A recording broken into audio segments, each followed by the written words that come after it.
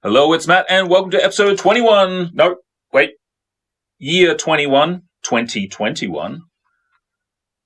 Episode 53 of Gross Oversimplifications, where I talk about how to do stuff to your guitar yourself. And for the start of the year, I am going to tell you something. So if you're in it for the jokes, got bad news for you today. Now,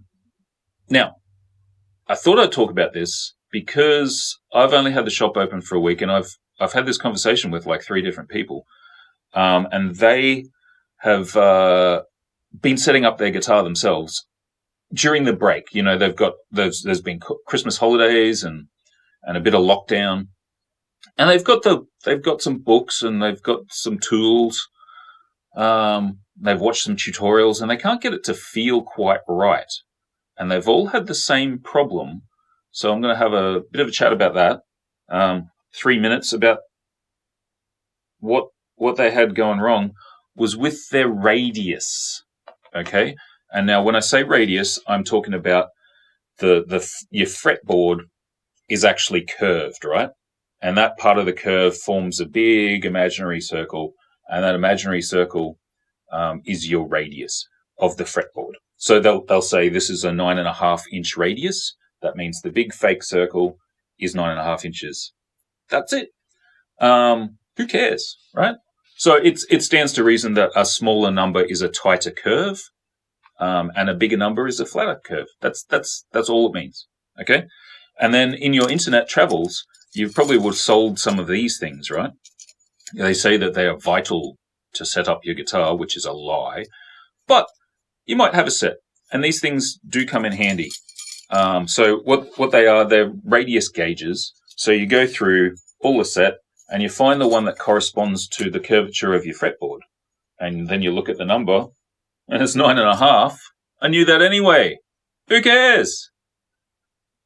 Where these things come in handy is that you string up your guitar and then you set your outer strings. So say E and E.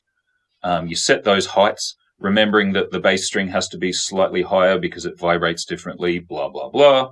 You set those up, and then you sneak these under the strings, all of them.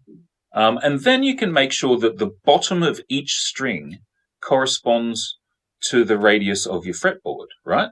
So therefore, you've got perfect clearance, and your setup will be perfect, right? No. It's not perfect.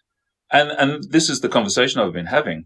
People getting quite upset because they're like, I've followed the rules to a T. That's the joke. They follow the rules and it doesn't feel very good. And what's happening is you've got to remember that your strings go from fat to skinny, right?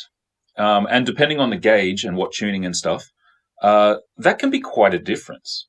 So when you impose that the difference across the board on a perfect curve on the bottom, the tops may not follow that curve because of the difference in the gauge. And what you can get is a really weird feeling thing, and your hand's quite good at feeling strangeness. So when you set your things up like this, use it as a guide, but don't use it as the golden rule. Okay, so if you do a lot of arpeggiated stuff or a lot of sweep picking, you might find that sometimes you've got to set your strings a bit differently to how these say to get it to feel good on top. Okay, and consider how you play. Sometimes you dig into other strings a bit more. Have a think about it. Don't follow the rules too hard. Screw the rules. It's 2021. Happy New Year. See you next week.